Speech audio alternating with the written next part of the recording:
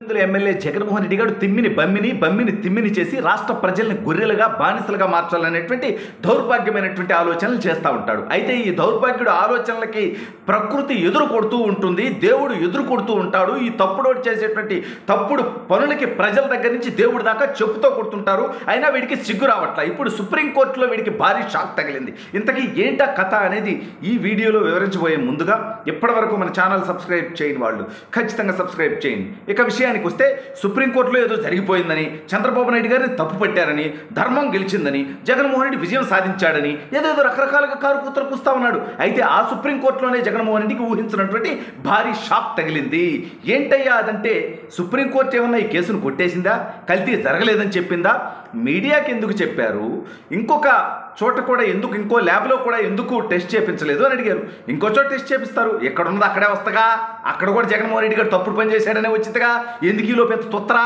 సరే, ఇవన్నీ పక్కన పెడితే సుప్రీంకోర్టులో ఈ కేసు విచారణ చేసినటువంటి న్యాయమూర్తి గారు ఎవరు? న్యాయమూర్తులు అంటే నా గౌరవం, న్యాయస్థానం అంటే నా గౌరవం.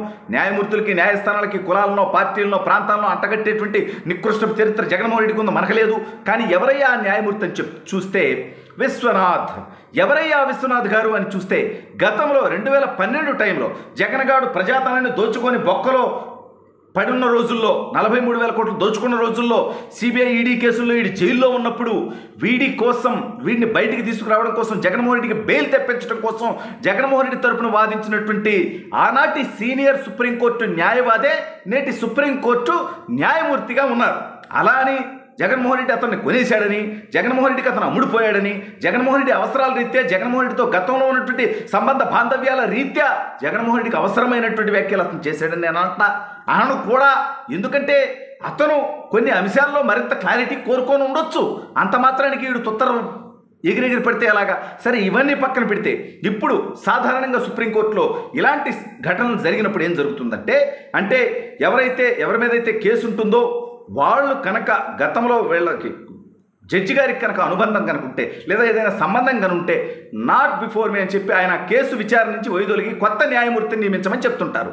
సాధారణంగా జరుగుతుంది. అయితే ఈసారి మాత్రం అది జరగలేదు అనేదే ప్రజలందరూ కూడా ప్రశ్నిస్తున్నటువంటి ప్రశ్న. సరే, నా బోటోడు న్యాయమూర్తుల దగ్గర నుంచి విలువలు, విశ్వసనీయతలు, నిజాయితీలు, నిబద్ధతలు ఎక్స్పెక్ట్ చేస్తాడు కాబట్టి నా బోటోడు క్వశ్చన్ చేయడలే. కానీ బట్ సామాన్య ప్రజలకు ఆ ప్రశ్న ఉదయించింది.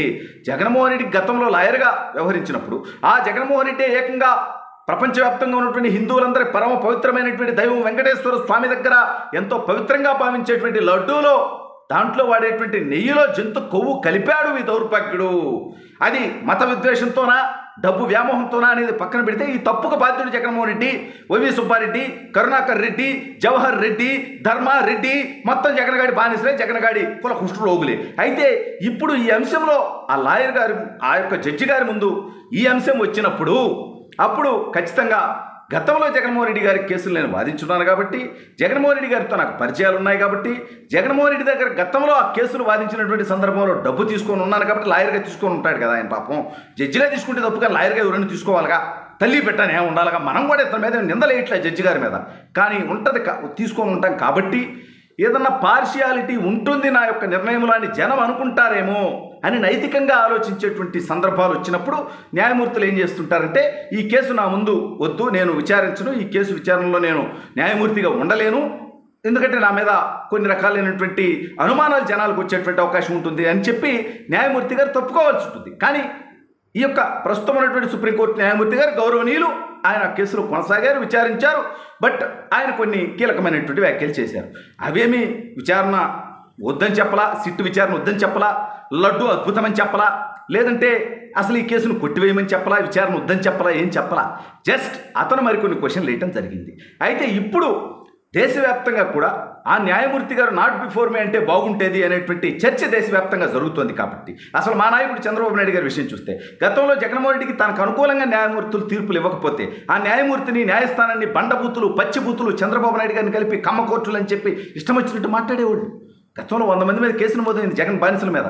కానీ చంద్రబాబు నాయుడు గారు మాట చెప్పారు, న్యాయమూర్తుల్ని, న్యాయస్థానాన్ని మనం గౌరవిద్దాం, ఒక్క మాట కూడా అనుతూ చివరికి న్యాయం గెలుస్తుందని ఆయన చెప్పాడు. అదేవిధంగా ఇప్పుడు ప్రజలందరి దగ్గర నుంచి వస్తున్నటువంటి అభిప్రాయం మేరకు ఈ కేసు తదుపరి విచారణలో మొన్న న్యాయమూర్తిగా ఉన్నటువంటి వ్యక్తి తప్పుకుంటాడనేటువంటి వార్తలు వస్తూ ఉన్నాయి. అదే జరిగితే జగన్మోహన్ రెడ్డికి మరింత షాక్ ఇచ్చేటువంటి విషయం. అంటే ఆయన ఉంటే వీడికి అనుకూలంగా తీర్పు వస్తుందని నేనేం చెప్పట్లా, కానీ వీళ్ళ ఆశ, వీళ్ళ ఆలోచన లోపల కుట్ర ఎలా ఉంటుందంటే మన మనిషిగా మనకు అనుకూలంగా వస్తుంది. పాప మాత్రం అటువంటి వాడు కాదు, కాస్తో కోస్తో నే కాదు, చాలా నిజాయితీగా చాలా కష్టపడితే కానీ న్యాయమూర్తుల స్థానాలకి రారు. కాబట్టి జగన్మోహన్ రెడ్డి లాంటి బ్యాలెన్స్ కోసం ఆయన క్రెడిబిలిటీ ఆయన ఎందుకు పోగొట్టుకుంటాడు. గతంలో జగన్కి అత్యంత సన్నిహితులైనటువంటి గాలి జనార్దన్ రెడ్డికి సహకరించేటువంటి ప్రయత్నం చేసినటువంటి న్యాయమూర్తి డబ్బు తీసుకొని జైలు పాలైనటువంటి ఘటనలు దేశం మొత్తం చూసింది. ఇవన్నీ చరిత్ర అందరికీ తెలుసు. కాబట్టి ఇవాళ ఈ న్యాయమూర్తి తప్పుకుంటాడు అనేటువంటి వార్తలు వస్తేనే వైసీపీ వాళ్ళు ఉలిక్కి పడతా ఉన్నారు. నిజంగా తప్పుకుంటే ఏమవుతుంది, వీళ్ళు చాలా షాక్కు గురయ్యేటువంటి పరిస్థితి ఉంటుంది. ఒకవేళ ఆయనే ఉన్నా కూడా ఆయన ఒక్కడి నిర్ణయమే ఫైనల్ కాదు కదా, ఆయన వ్యతిరేకంగా తీసుకుంటాడని ఎందుకు అనుకోవాలి. అసలు ఇవన్నీ పక్కన పెడితే రాబోయే రోజుల్లో జగన్ గాడి తొత్తర తీరిపోబోతుంది అన్ని వ్యవస్థల్లో.